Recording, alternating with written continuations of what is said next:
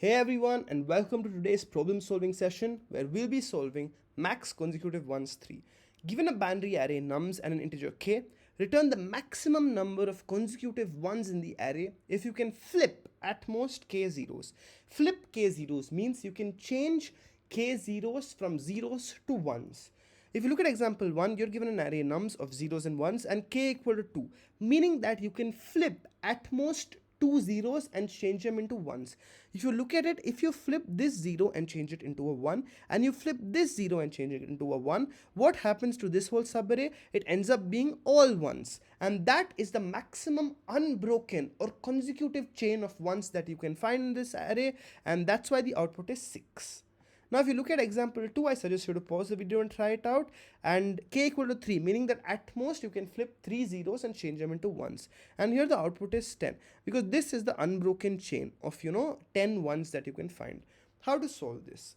We will solve this in a typical sliding window or two-pointer fashion, where we are going to have an I pointer starting at 0, and then you're going to have a j pointer also starting at 0. In all of these problems of sliding window, variable size sliding window, you need to think about three factors. Factor 1, what is a valid subarray? When are you going to expand your j pointer or add more elements to your current subarray? When are you going to shrink the existing subarray or move the I pointer? And what will be your condition? These are some things that you definitely need to think about, which we will approach in this problem step by step. I equal to 0, j equal to 0. We have another variable called count of 0. That is right now 0 because you're going to process this element, this element 1. And 1 is definitely not a 0. So right now you're looking at the subarray starting at index 0, ending at index 0. The subarray from index I to index j, that is the single element subarray consisting of this element 1. Count of 0 is also 0. And now, is this a valid subarray? A valid subarray means, is this a consecutive chain of ones? Even a single one is considered a consecutive chain of ones, right? It is also a valid subarray. Because this is a valid subarray, I will update my answer. How will I update my answer? Answer equal to max of answer and the current subarray size. The current subarray size is nothing but 1. That is j minus I plus 1. Answer is set to 0 somewhere outside as a default value initially. And now answer is updated to be 1. Again, I suggest you to pause the video and try out. Why is this a valid subarray? Even though it has only one element, that element is a 1. So it is a consecutive chain of ones. That is why we updated our answer. Right now, what are we doing? We are moving our j pointer, and our j pointer now reached the index 1. Here the count of 0 increments because the element I'm currently processing, which is at the jth index, is nothing but a 0. So I'm incrementing my count of 0 variable, which was 0, and now it became 1. Because right now, what is the subarray I'm looking at? It is a subarray starting at index 0 and ending at index 1. That is from I to j. And right now, is this a valid subarray or not? Now, you might think, at a first glance and say, hey, this is definitely not an unbroken chain of ones. How can this be consecutive ones? But you're forgetting that you're allowed to flip at most k zeros into ones. Here in this example, what I've written out, let's say k equal to 2. If k equal to 2, it means I can flip at most 2 zeros and make them into ones. Here I have only 1 0 here. Is it not possible for me to flip this 0 into a 1? Yes, it is possible. Because it is possible here, this is a valid subarray, and so I have to update my answer. Answer equal to max of answer and j minus I plus 1. J minus I plus 1 is nothing but the subarray, current subarray size, which is 2 in this case, because I'm processing 2 element subarray, and the maximum, answer was already set to 1, and now the answer is updated to be 2. Remember, this is the question we're kind of thinking about. What is a valid subarray? A valid subarray is nothing but if the count of 0 is lesser than equal to k. If the count of 0 of any current subarray you're processing is lesser than equal to k, it is a valid subarray because it has lesser than equal to k zeros. That means you can flip all of those k zeros, make it into a 1, making a whole subarray, current subarray you're looking at, as an unbroken chain of ones. So that's what we're doing here, and we've updated our answer. Now what happens? Your j moves forward, and right now this is the subarray you're processing. From index I equal to 0 to index j equal to 2. You're processing the 3 elements 1, 0, 0. Here, count of 0 becomes 2 because in this subarray, of course, you have 1 0 and then 2 zeros. So count of 0 is 2. Is this a valid subarray? Yes. Why? Because count of 0, what we're looking at in the current subarray we're processing, is lesser than equal to k. That means I can flip this 0 and change it into a 1. I can flip this 0 and change it into a 1. And the current subarray what I'm looking at has all 1s, an unbroken chain of 1s. So my answer has to be updated. The current subarray size is 3. Answer previously stored 2. Right now answer is updated to be 3. So this is how everything comes into play. You will check your k and you will check if your count of zeros is less than equal to k. If the current subarray that you have has the count of 0 less than equal to k, then you can flip all the zeros in that subarray, make them into ones and form an unbroken chain of ones. Now what happens? Your j moved forward. When your j moved forward right now, what happened to your count of 0? Count of 0 became 3. Right now you are processing the first 4 elements, 1, 0, 0, 0.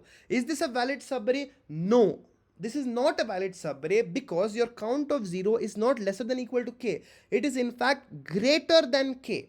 This subarray is not valid because I am only allowed to at most flip k zeros or 2 zeros into 1s. I cannot flip 3 zeros into 1. So there is no way I can form an unbroken chain of 1s with the given 4 elements. So this is the condition that you have to check for shrinking. Shrinking means moving your I pointer. Till now we only moved our j pointer. Right now our I pointer is going to move. So if you look at it, our I pointer moved and our I is now equal to 1.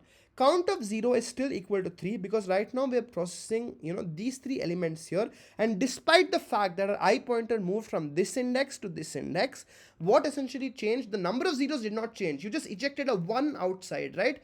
So right now count of 0 is still 3 and you think about it, is this a valid subarray? No, right? Even right now the count of 0 is greater than k. I cannot flip 3 of my zeros. I can only flip 2 of my zeros. So again I need to shrink, move my I pointer.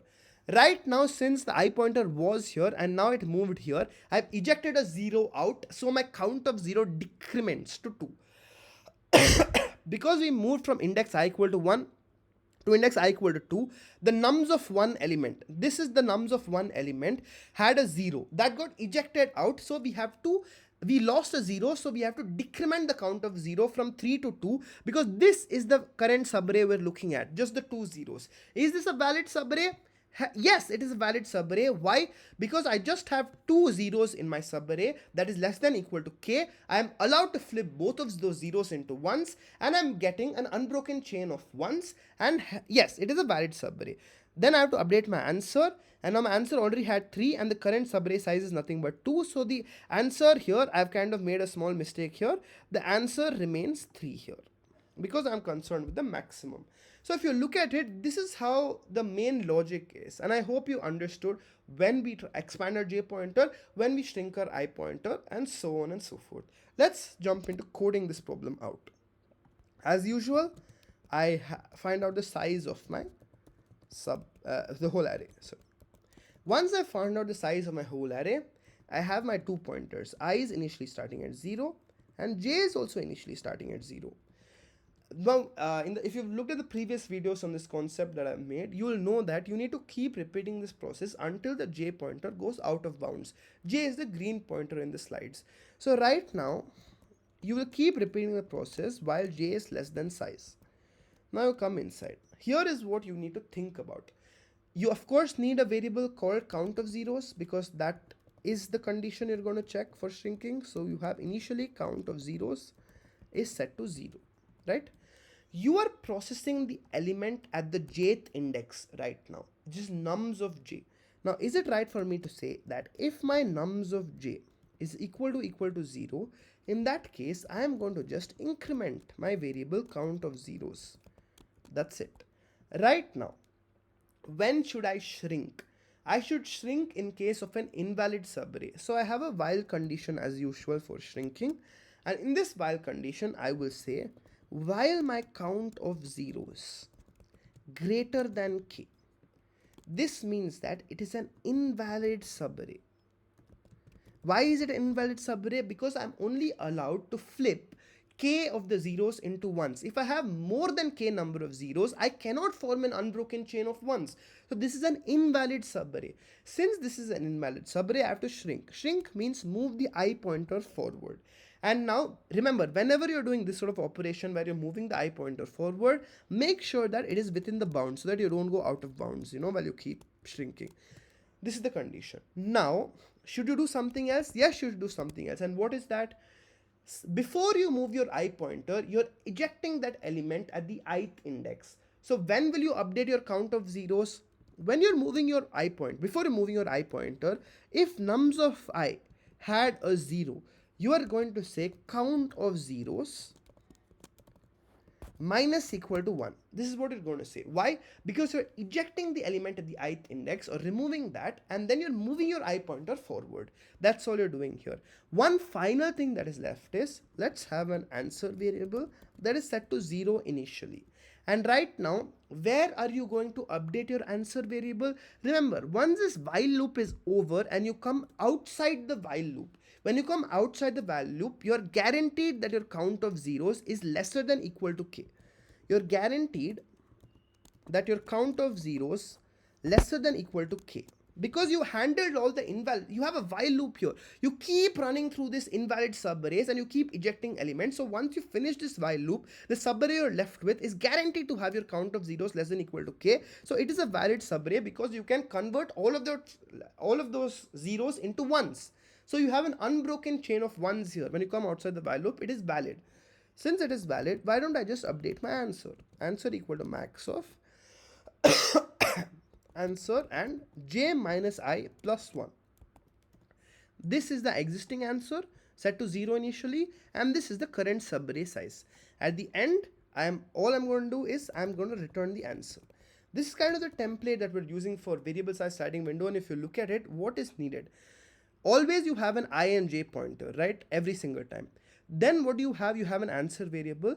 Then you have a case where you're considering whether the current subarray you're processing, is it valid? Is it not valid? In this case, using the condition count of zeros less than equal to k means it is a valid subarray because you can convert or flip all of those zeros into ones. The invalid condition is just the opposite, if count of zeros greater than k. In this problem, you process a while loop, and as long as you keep getting these invalid subarrays, you're going to shrink or move your I pointer. This is kind of the generic template that we'll kind of use for all of these problems. Let's run and see if we get kind of an accepted verdict here. Your time limit exceeded, and this is kind of a very common problem. I suggest you to stop the video and try to find it out. Yeah, so basically we have this condition, but we never incremented our j pointer. So always remember to increment your j pointer as well, because in the next iteration you need to process the next element, the expanding condition, moving your j pointer forward. Let's run this again. Yes, we got accept.